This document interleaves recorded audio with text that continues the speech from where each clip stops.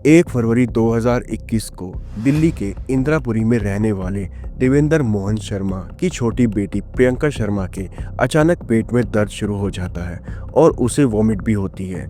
ये बात वो अपनी माँ को बताती है कि कैसे उसके हाथ पैर नम पड़ते जा रहे हैं। यूं अपनी बेटी की तबीयत खराब होते देख देवेंद्र शर्मा उसे अपोलो हॉस्पिटल में एडमिट कराते हैं। वहां पर इलाज शुरू होता है, पर 24 घंटे बीत जाने के बाद भी उसकी हालत में कोई सुधार नहीं होता, बल्कि उसके हाथ पैर का दर्द बहुत ज्यादा बढ़ जाता है और बर्दाश्त से बाहर चला जाता है। प्रियंका के हाथ पैर अकड़ने लग गए थे। ये देखकर देवेंद्र शर्मा उसे 3 तारीख को BLK मैक्स हॉस्पिटल में एडमिट कराते हैं। इलाज वहाँ भी शुरू होता है और ब्लड टेस्ट लिए जाते हैं, पर ब्लड टेस्ट की रिपोर्ट बिल्कुल नॉर्मल आती है। किडनी, लीवर, हार्ट और पूरे बॉडी का चेकअप किया जाता है, पर सब कुछ बिल्कुल नॉर्मल था। डॉक्टर भी इस दर्द की वजह पता नहीं कर पा रहे थे। और ये कोई छोटा मोटा हॉस्पिटल नहीं था, बल्कि वहाँ का बहुत बड़ा और अच्छा हॉस्पिटल था। प्रियंका का हर एक पल दर्द से गुजरता जा रहा था और यहाँ तक कि अब उसके बाल भी झड़ना शुरू हो गए थे और उसके हाथ पैर भी अकड़ते जा रहे थे। देवेंद्र शर्मा की बेटी प्रियंका शर्मा लंदन के बेइस बिजनेस स्कूल में पढ़ा करती थी और कुछ दिन पहले ही अपने घर वापस लौटी थी।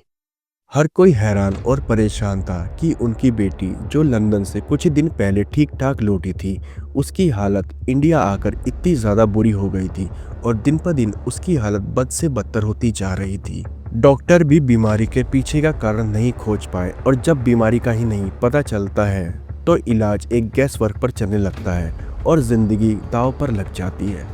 और एडमिट कराने के 12 दिन बाद यानी कि 15 फरवरी 2021 को प्रियंका शर्मा ने अपनी जिंदगी की आखिरी सांसें ली।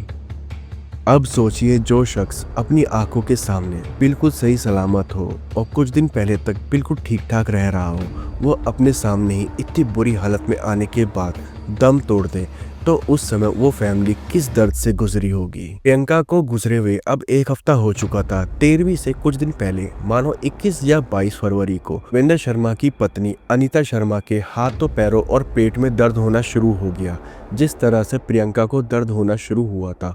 और हैरानी की बात ये थी, देवेंद्र शर्मा के पेट में भी दर्द होना शुरू हो चुका था और उनके बाल झड़ने लग गए थे, मानो पूरे घर में एक इन्फेक्शन सा फैल गया हो। पर पूरे घर में सबको एक जैसे सिम्टम्स कैसे आने लगे थे। और तो और उनके घर में काम करने वाली उनकी मेड की भी तबीयत खराब होने लगी और उसको भी सेम सिम्टम्स आने लगे। कैसे भी करके देवेंद्र शर्मा, अनीता शर्मा और उसकी मेड को हॉस्पिटल में एडमिट कराया गया। उन तीनों में सबसे ज़्यादा हालत जिसकी खराब थी वो अनीता शर्मा थी, जिन्हें गंगाराम हॉस्पिटल में एडमिट कराया गया था। प्रियंका की बड़ी बहन दिव्या यानी अनीता और देवेंद्र की बड़ी लड़की प्रियंका की तबीयत खराब होने से एक दिन पहले ही अपने ससुराल ग्रेटर कैलाश में लौट गई थी। वो 1 महीने से अपने मायके यानी उसी घर में अपने दोनों बच्चों के साथ रह रही थी। पर दिव्या के अपने ससुराल लौटने के 1 महीने बाद उसके घर में इतना सब कुछ हो चुका था।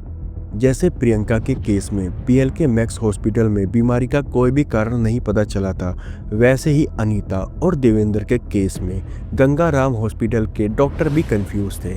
उन्हें भी कोई कारण नहीं मिल पा रहा था। देवेंद्र और अनीता की रिपोर्ट भी बहुत नॉर्मल थी, पर उनकी हालत बहुत ज़्यादा खराब। कुछ दिनों तक ट्रीटमेंट के बाद देवेंद्र शर्मा और उनकी मेड तो रिकवर हो गए, पर जिसकी हालत सबसे ज़्यादा खराब थी वो थी देवेंद्र शर्मा की पत्नी अनीता शर्मा। उनकी हालत अभी भी काफ़ी नाजुक थी। 4 मार्च 2021 को देवेंद्र शर्मा के फ़ोन पर दिव्या के हस्बैंड वरुण अरोड़ा का कॉल आता है। वो बताता है कि दिव्या की अचानक हालत बहुत ज़्यादा खराब हो गई है और उसे भी हॉस्पिटल में एडमिट कराया गया है। दिव्या की कंडीशन तो और भी ज़्यादा खराब थी। उसे देखकर देवेंद्र शर्मा तो सहम ही गए। 15 दिन पहले ही वो अपनी एक बेटी का अंतिम संस्कार कर चुके थे और उनकी वाइफ भी जिंदगी और मौत के बीच में जूझ रही थी और वो खुद अभी अच्छे से रिकवर भी नहीं हो पाए थे। और उसके बाद दिव्या की ऐसी हालत देख मानो दुनिया की सारी मुसीबतों ने उनके घर पर एक साथ दस्तक दे दी हो। आनंद फानन में दिव्या को भी गंगाराम हॉस्पिटल में एडमिट कराया गया, पर उसकी हालत इतनी ज़्यादा खराब थी कि 6 मार्च 2021 को वो कोमा में चली गई। ये कोई आम इन्फेक्शन नहीं था, ये एक खतरे की ओर इशारा था। पर यह बात गंगाराम के medical director brigadier S Katoch को समझ में आ रही थी। क्योंकि सभी की जांच करने के बाद भी वजह का पता नहीं लग पा रहा था और सबके सिम्टम्स बिल्कुल एक जैसे थे। बस डिफरेंस यही आ रहा था कि किसकी कंडीशन कितनी ज्यादा सीरियस है।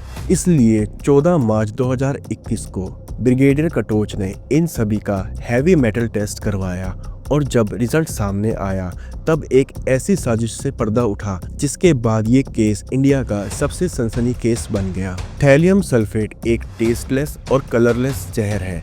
कहा जाता है इराक के सद्दाम हुसैन ने और रशिया के पुतिन ने भी अपने दुश्मनों को सफाया करने के लिए इस जहर का यूज किया था और यही थैलियम सल्फेट अनीता और प्रियंका की बॉडी में पाया गया और वो भी थोड़ी बहुत मात्रा में नहीं, कहीं ज्यादा मात्रा में।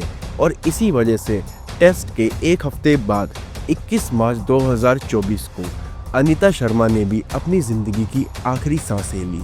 देवेंद्र शर्मा के आंखों के सामने ही उनकी बेटी और उनकी वाइफ दोनों इस दुनिया से जा चुके थे और उनकी एक बेटी जिंदगी और मौत के बीच में जूझ रही थी। 22 मार्च 2021 को ब्रिगेडियर एस कटोच ने अपनी मेडिकल रिपोर्ट में ये मेंशन किया कि देवेंद्र शर्मा को और उनकी पूरी फैमिली को किसी ने थैलियम सल्फेट दिया गया था। अब सबसे बड़ा सवाल ये था, थैलियम सल्फेट इनकी फैमिली को किसने दिया था और इसके पीछे किसका हाथ था।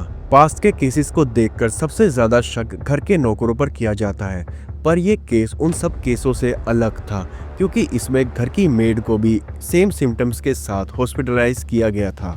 और वैसे भी थैलियम सल्फेट पर गवर्नमेंट का बैन लगा हुआ है, ये आसानी से किसी मेडिकल स्टोर या किराने की दुकान से बिल्कुल भी नहीं मिल सकता। बट पूरी फैमिली को जिस तरह से टारगेट किया गया था उसे देखकर यही लग रहा था ये काम किसी घर के इनसाइडर का ही था, पर किसका। देवेंद्र शर्मा जी ने दिमाग पर जोर डाला और याद किया इन सब चीजों की शुरुआत कब से हुई थी। तब उन्हें ध्यान आया प्रियंका की तबीयत खराब होने से एक दिन पहले, यानी कि 31 जनवरी 2021 की दोपहर को, और तभी से इस केस की पहली सुलझना स्टार्ट हुई। 31 जनवरी 2021 दिल्ली इंदिरापुरी में देवेंद्र, अनीता और उनकी बड़ी बेटी दिव्या, जो अपने 2 बच्चों के साथ कुछ दिनों से वहां रहने आई हुई थी, उस दिन दोपहर को दिव्या का हस्बैंड वरुण अरोड़ा घर पर आता है, जिसे देखकर पूरी फैमिली चौंक जाती है क्योंकि वरुण अपनी ससुराल में बहुत कम आया करता था और बल्कि इस बार वो आया ही नहीं बल्कि अपने साथ फिश करी भी लेकर आया और उसने बताया ये फिश करी उसने अपने हाथों से बनाई है। वरुण का ये बदला हुआ नेचर देखकर सब लोग हैरान थे पर अंदर ही अंदर खुश भी थे। सबने फिश बहुत ही चाव से खाई। दोनों बच्चे दूध पीकर सो गए थे, इसलिए उन्होंने फिश नहीं खाई और प्रियंका भी घर से बाहर थी। पर शाम को जब प्रियंका घर आई और उसे भूख लगी तब वरुण ने अपने हाथ से ही फिश के 2 बड़े पीस प्रियंका को खिलाए और देर रात वरुण, दिव्या और अपने दोनों बच्चों को लेकर वापस ग्रेटर कैलाश अपने घर लौट गया। और देवेंद्र शर्मा को ये भी याद आया जब सबने वो फिश खाने को वरुण को भी कहा, तब वरुण ने जवाब दिया कि वो घर से ही ये खाकर आया है और उसका पेट भरा हुआ है। जो आदमी घर न आता हो वो घर आए और देर शाम तक उसने प्रियंका के आने का भी वेट किया और उसी ने अपने दोनों बच्चों को दूध पिलाकर सुला दिया था ताकि कोई उन्हें फिश ना खिला पाए। और इसके अगले दिन से ही प्रियंका की तबीयत खराब होना स्टार्ट हो गई थी क्योंकि प्रियंका ने शाम को आकर फिश के बड़े बड़े पीस खाए थे। देवेंद्र जी को इन सब के पीछे का मास्टरमाइंड कोई और नहीं अपना ही दामाद वरुण नजर आ रहा था। वरुण अरोड़ा काफी रिच फैमिली से था। ग्रेटर कैलाश में उसका काफी आलीशान और बड़ा घर था और साथ ही साथ उसका रियल एस्टेट का बिजनेस भी काफी अच्छा खासा चल रहा था। इनफैक्ट साइड बिजनेस वरुण का 4 लाख रुपए रेंट पर मंथ आया करता था। इंद्रपुरी पुलिस स्टेशन में वरुण के खिलाफ FIR दर्ज की गई और 24 मार्च 2021 को वरुण को गिरफ्तार कर उस पर इन्वेस्टिगेशन शुरू कर दी गई। एक तरफ अनीता शर्मा की ऑटोप्सी में थैलियम पॉइजन की बात सामने आई, वहीं देवेंद्र शर्मा के घर से भी थैलियम सल्फेट के ट्रेसेस मिले। इसलिए वरुण का फोन और लैपटॉप रिट्रीव कर ये चेक किया गया, कहीं वरुण का एक्स्ट्रा मैरिटल अफेयर तो नहीं है। कई मीडिया रिपोर्ट ने तो क्राइम की वजह ही यही बता दी, पर सच्चाई इससे कोसों दूर थी। वरुण ने अपने फोन और लैपटॉप की सारी सर्च हिस्ट्री पहले ही डिलीट कर दी थी, पर पुलिस वालों ने इसे बड़ी आसानी से रिकवर कर लिया। वरुण ने गूगल पर सर्च किया था how to make someone very sick. इतना ही नहीं, वरुण के घर से पुलिस वालों को small of amount thallium sulphate बरामद भी हुआ। लेकिन थैलियम जैसे टॉक्सिक जहर को हासिल कर पाना इतना आसान नहीं है। कई साल पहले थैलियम का यूज चूहों को और पैरासाइट को मारने के लिए किया जाता था, लेकिन देश में होने वाले इसके गलत इस्तेमाल और होमोसाइड के केस भरने की वजह से इसे सरकार ने बैन कर दिया। अब इसका इस्तेमाल सिर्फ इंडस्ट्रियल यूज में किया जाता है, जैसे ऑप्टिकल लेंस में और लो टेम्परेचर थर्मामीटर की मैन्युफैक्चरिंग में इसका इस्तेमाल किया जाता है। इसके लिए भी गवर्नमेंट परमिशन, लाइसेंस और स्पेशल परमिट की जरूरत होती है, इसलिए इसे कंपनी टू कंपनी सेल या परचेज किया जा सकता है। अब सवाल ये आता है कि वरुण अरोड़ा के हाथ ये जहर कैसे लगा। पहले तो मीडिया में डार्क वेब से थैलियम को खरीदने की खबरें सामने आ रही थी, पर ये सारे दावे गलत थे। इसका पता तब चला जब वरुण अरोड़ा और उसकी मां जिया अरोड़ा के बैंक स्टेटमेंट चेक किए गए। वरुण बहुत ज़्यादा शातिर था, उसे पता था उसे थैलियम इतनी आसानी से नहीं मिल पाएगा। इसके लिए उसने बहुत पहले से प्लानिंग कर रखी थी। इसके लिए उसने अपने father in law Devendra Mohan Sharma के भाई SM शर्मा, जिनकी लॉर्ड होम्योपैथी नाम से कंपनी थी, उसके नकली पेपर बनवाए और पंचकुला हरियाणा के एक फार्मा कंपनी फार्मा एफिलिएट से 25 ग्राम थैलियम का ऑर्डर प्लेस कर दिया। पंचकुला की उस कंपनी को बिल्कुल भी अंदाजा नहीं था, जिसे वो एक जेन्युइन ऑर्डर समझ रहे थे। उसके पीछे एक ऐसा आदमी छुपा हुआ था जो इसका इस्तेमाल अपने ही घर के लोगों को जान से मारने के लिए इस्तेमाल करने वाला था। वरुण ने इस ऑर्डर का पेमेंट अपने अकाउंट से नहीं, अपनी मां जिया अरोड़ा के अकाउंट से किया था। 22,131 का पेमेंट 28 दिसंबर 2020 यानी कि फिश करी इंसिडेंट से 1.5 महीना पहले, और दूसरा पेमेंट 13,340 1 मार्च 2021 यानी कि दिव्या के बीमार होने से 3 दिन पहले किया गया था। वरुण इतना ज्यादा चालाक था, उसने ये डिलीवर अपने घर पर नहीं बल्कि गुरुग्राम में रह रहे अपने मामा के घर पर डिलीवर करवाया था। पुलिस वालों ने ये बात कोरियर के डिलीवरी बॉय और उस घर के वॉचमैन टीटू से भी कंफर्म कर ली। टीटू ने पुलिस वालों को बयान दिया, उसने वरुण के कहने पर ही वो पार्सल रिसीव किया था। ना उस घर के वॉचमैन और ना ही वरुण के मामा को ये बात पता थी कि उस पार्सल में क्या है। सारे सबूत चीख चीख कर गवाही दे रहे थे, और जब पुलिस वालों ने वरुण से इंटरोगेट किया तो उसके पास इन सब चीज़ों को मना करने के ज़्यादा रास्ते नहीं बचे थे और उसने अपना गुनाह कबूल कर लिया। वरुण ने पुलिस वालों को बताया कि उसके ससुराल वाले बात बात पर उसे जलील किया करते थे और उसे ताने मारा करते थे क्योंकि उसका रियल एस्टेट का बिजनेस अच्छा नहीं चल रहा था। पर यह बात बिल्कुल झूठ थी, क्योंकि इनके पीछे की वजह इन माँ बेटे की वो सनक थी जिसकी वजह से देवेंद्र शर्मा का पूरा परिवार खत्म हो गया। क्योंकि इनके पीछे की वजह इन माँ बेटे की वो सनक थी जिसकी वजह से देवेंद्र शर्मा का पूरा परिवार खत्म हो गया। साल था 2009। दिल्ली के इंद्रपुरी में रहने वाले देवेंद्र मोहन शर्मा और अनीता शर्मा की बड़ी बेटी दिव्या शर्मा की शादी न्यू दिल्ली के ग्रेटर कैलाश में रहने वाले वरुण अरोड़ा के साथ हो गई थी। घर में सब कुछ था, बस एक ही चीज की कमी थी। इन दोनों की शादी को 6 साल हो गए थे, पर दिव्या कंसीव नहीं कर पा रही थी। इसलिए दोनों 2016 को फर्टिलिटी स्पेशलिस्ट डॉक्टर इंदिरा के पास पहुंचे, जिन्होंने उन्हें IFB ऑप्शन के बारे में बताया, और IFB की मदद से दिव्या ने अगस्त 2016 को ट्विंस को जन्म दिया, एक लड़का और एक लड़की। अब पूरे घर में बहुत ज़्यादा खुशी का माहौल था, दोनों के परिवार बहुत ज़्यादा खुश थे। अब कोई भी ऐसी चीज नहीं थी जिसकी कमी हो। लेकिन इनकी खुशियों को बाहर वाले की नजर क्या लगती जब अपने ही इन खुशियों को राग बनाने पर तुले हुए हों। साल 2020 वरुण के फादर चंदन लाल की डेथ हो गई। उनके गुजर जाने के 3 महीने बाद दिव्या नेचुरली कंसीव हो गई। जब दिव्या डॉक्टर को कंसल्ट करने गई और डॉक्टर ने दिव्या का चेकअप किया, तब चेकअप के दौरान डॉक्टर को ऐसे सीजर कॉम्प्लिकेशन नजर आए जिससे दिव्या की लाइफ को खतरा हो सकता था। इसलिए उन्होंने फॉर सेफ्टी दिव्या को एबॉर्शन करवाने की सलाह दी। दिव्या भी इस बात के लिए राजी हो गई। दिव्या पहले ही 2 बच्चों को जन्म दे चुकी थी और इस तीसरे बच्चे के लिए लाइफ को खतरे में डालने का कोई सेंस नहीं बनता था। दिव्या ने सारी बात वरुण को बताई। एबॉर्शन का सुन वरुण और उसकी मां जिया अरोड़ा बुरी तरह भड़क गए, क्योंकि इन माँ बेटे का ये मानना था ये तीसरा बच्चा कोई और नहीं, वरुण के फादर चंदन लाल का पुनर्जन्म है। और वो वरुण के बेटे के रूप में इस बार जन्म लेंगे। जब दिव्या प्रेग्नेंट हुई थी और डॉक्टर ने डिलीवरी की जो एक्सपेक्टेड डेट दी थी, वो डेट और वरुण के फादर चंदन लाल की डेट ऑफ बर्थ सेम थी। उनके लिए एबॉर्शन की बात बर्दाश्त से बाहर थी और घर में लड़ाई झगड़े और बहुत ज्यादा कलेश हुआ।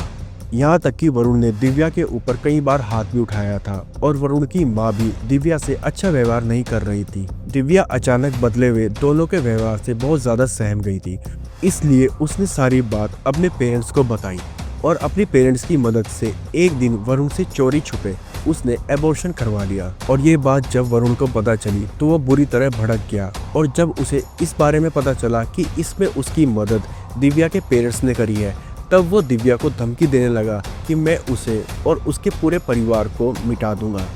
दोनों माँ बेटे एकदम पागल हो चुके थे और दोनों के दिमाग में एक सनक पैदा हो चुकी थी और इसी सनक से जन्म हुआ वरुण के उस खौफनाक प्लान का। वरुण ने एक्सेप्ट किया कि पहले वो मरकरी और लेड को एज ए वेपन यूज करने का सोच रहा था और ये दोनों इजीली भी मिल जाते, पर ये स्लो पॉइजन की तरह एक्ट नहीं करते और इसके कंजप्शन के बाद बहुत ही ज़्यादा जल्दी डेथ हो जाती है। ऐसे में उसके फंसने के चांस बहुत ज़्यादा थे, इसलिए उसने लेड और मरकरी की जगह थैलियम का यूज़ किया क्योंकि ये एक स्लो पॉइजन की तरह एक्ट कर सकता है और नॉर्मली ब्लड टेस्ट में ये डिटेक्ट भी नहीं होता। 31 जनवरी 2021 को जब वरुण ने वो जहर से भरी हुई मछली सबको सर्व करी तो दिव्या पर इतना ज़्यादा असर नहीं हुआ। शायद दिव्या ने उस दिन थोड़ी ही मछली खाई थी। हालांकि दिव्या में भी सिम्टम्स नज़र आ रहे थे पर वो काफ़ी ज़्यादा माइल्ड थे, इसलिए वरुण ने दोबारा थैलियम का ऑर्डर प्लेस कर दिया। ये वही 1 मार्च 2021 को प्लेस किया गया ऑर्डर था जिसका अमाउंट 13,440 रुपये था। ये दिखाता है वरुण के अंदर नफरत इस तरह से हो गई थी, वो दिव्या से और उसकी फैमिली से बदला लेना चाहता था।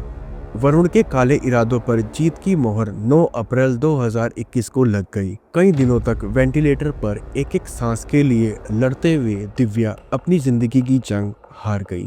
जब ये केस कोर्ट में पहुंचा तो भी इस केस में बहुत ज्यादा ट्विस्ट एंड टर्न आए। जब चार्जशीट दाखिल की गई तो वरुण के ऊपर 3 मर्डर और 2 अटेम्प्ट टू मर्डर के केस चलाए गए, पर मजिस्ट्रेट ने इसे ट्रिपल मर्डर मानने से इनकार कर दिया क्योंकि प्रियंका शर्मा की पोस्टमार्टम रिपोर्ट को कंडक्ट नहीं किया गया था और ये क्लियर नहीं था कि प्रियंका शर्मा को भी पॉइजन दिया गया था। प्रियंका का पोस्टमार्टम होता भी कैसे, वो इस फैमिली की पहली मेंबर थी जिसकी डेथ हुई थी। तब तक तो किसी को भी इस साजिश के बारे में पता तक नहीं था। प्रियंका का इलाज BLK हॉस्पिटल में चला था और उसके ब्लड में से कोई भी पॉइजन डिटेक्ट नहीं हुआ था। सिम्टम्स को देखते हुए डायग्नोज में इन सब के पीछे की वजह को रेबीज बताया गया। यहाँ तक कि प्रियंका की डेथ होने के बाद उसकी पोस्टमार्टम रिपोर्ट में कॉज ऑफ डेथ को भी रेबीज बताया गया, जबकि ना तो उसे किसी कुत्ते ने और ना ही किसी और जानवर ने कभी काटा था। इसलिए नरेंद्र शर्मा ने BLK हॉस्पिटल के 2 डॉक्टर राहुल हांडा और डॉक्टर अतुल प्रसाद के खिलाफ फोल्ड और फैब्रिकेटेड रिपोर्ट बनाने के लिए उनके खिलाफ इन्वेस्टिगेशन करने की डिमांड की गई, पर कोर्ट ने पोस्टमार्टम रिपोर्ट न होने की वजह से इस दलील को खारिज कर दिया। थैलियम सल्फेट बहुत ज़्यादा खतरनाक जहर होता है। ये ह्यूमन बॉडी में जाते ही ब्लड में मिक्स हो जाता है और इसके बहुत ही माइल्ड सिम्टम्स सामने आते हैं, जैसे हाथों पैरों में दर्द होना, पेट में दर्द होना, उल्टियाँ होना और जल्दी जल्दी बाल झड़ना, और धीरे धीरे पेशेंट की तबीयत बहुत ज़्यादा खराब होने लगती है। और यही सिम्टम्स प्रियंका शर्मा के साथ भी थे और उनकी पूरी फैमिली के साथ भी, जिन्होंने उस दिन वो फिश खाई थी। इन सब के बीच में ये भी हुआ, जब पुलिस वालों ने वरुण अरोड़ा को पकड़ लिया था तो वरुण ने बहुत ही स्मॉल अमाउंट में थैलियम खुद भी कंज्यूम कर लिया था ताकि वो ये दिखा सके ये कोई मर्डर प्लान नहीं था, उसने भी उस दिन फिश खाई थी। वरुण को 11 दिन तक एम्स में एडमिट रखा गया और इसी वजह से वो पुलिस कस्टडी में जाने से बच गया। देवेंद्र शर्मा जी ने पुलिस वालों के ऊपर भी आरोप लगाया कि पुलिस कस्टडी में होते हुए वरुण ने थैलियम कैसे कंज्यूम कर लिया। उन्हें लगता था पुलिस वाले और वरुण मिलकर इस केस को गुमराह करने का आरोप लगा। वहीं वरुण की मां जिया अरोड़ा को भी गिरफ्तार करने की मांग की गई, लेकिन उसे अब तक इसलिए गिरफ्तार नहीं किया गया क्योंकि इस केस में डायरेक्ट इन्वॉल्व होने का उनका कोई सबूत नहीं मिला। जिया अरोड़ा के अकाउंट से थैलियम खरीदने के लिए पैसे ट्रांसफर किए गए थे, पर डिफेंस ने ये दलील दी जया अरोड़ा ने खुद से वो पैसे ट्रांसफर नहीं करे थे, वो वरुण ने ही पैसे ट्रांसफर करे थे और वरुण का ही नंबर उस अकाउंट में ऐड था। देवेंद्र शर्मा जी ने दोनों बच्चों की जान को खतरा होने की वजह से कस्टडी की मांग की, क्योंकि जब ये अपराध हुआ वो दोनों बच्चे मात्र 4 साल के थे। इस केस को गुजरे हुए 5 साल हो गए हैं और वरुण अभी भी तिहाड़ जेल में बंद है। वरुण अरोड़ा को अभी भी इस केस में सजा नहीं हुई है और जस्टिस अभी भी पेंडिंग है। वरुण अरोड़ा की लाइफ में सब कुछ था जो एक आम आदमी अपनी जिंदगी में चाहता है, एक अच्छा काम, एक अच्छा बिजनेस, एक अच्छी वाइफ और बच्चे। ये सब होने के बावजूद भी उसने एक ऐसा पाप किया जिसकी माफी किसी भी दुनिया में नहीं है। उसने अपने बच्चों का भी नहीं सोचा, जिसने उनसे उनकी माँ छीन ली और देवेंद्र शर्मा से उनका पूरा परिवार। ये केस दिखाता है किसी इंसान के दिमाग में बैठा हुआ बेवजह का फितूर किसी शख्स को किस हद तक गिरने पर मजबूर कर सकता है। ये था आज का केस और ऐसी ही वीडियो देखने के लिए हमारे चैनल को सब्सक्राइब कीजिए।